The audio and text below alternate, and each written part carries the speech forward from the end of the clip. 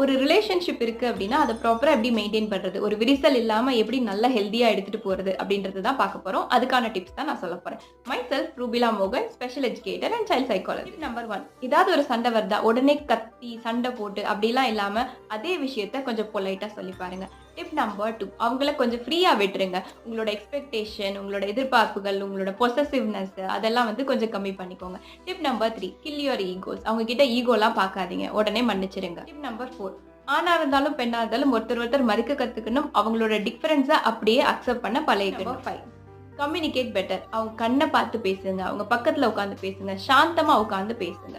Tip number 6 ஒருத்தர் அவங்க வேலைகள்ல ஹெல்ப் பண்ணிக்கோங்க. நிறைய சர்ப்ரைஸ் பண்ணுங்க. அவங்களோட பர்த்டே, ஆனிவர்சரி இல்ல ஏதோ ஒரு ஃபெஸ்டிவல் வருதுன்னா அவங்கள சர்ப்ரைஸ் பண்ணுங்க. 7 last but not the least நிறைய டைம் ஸ்பெண்ட் பண்ணுங்க அவங்க கூட. மொபைல்ல பேசுறதாகட்டும், நேர்ல பேசுறதாகட்டும். சோ இதெல்லாம் அப்ளை பண்ணீங்கன்னா எந்த ஒரு ரிலேஷன்ஷிப்பா இருந்தாலும் ஹெல்தியா நம்ம மெயின்டைன்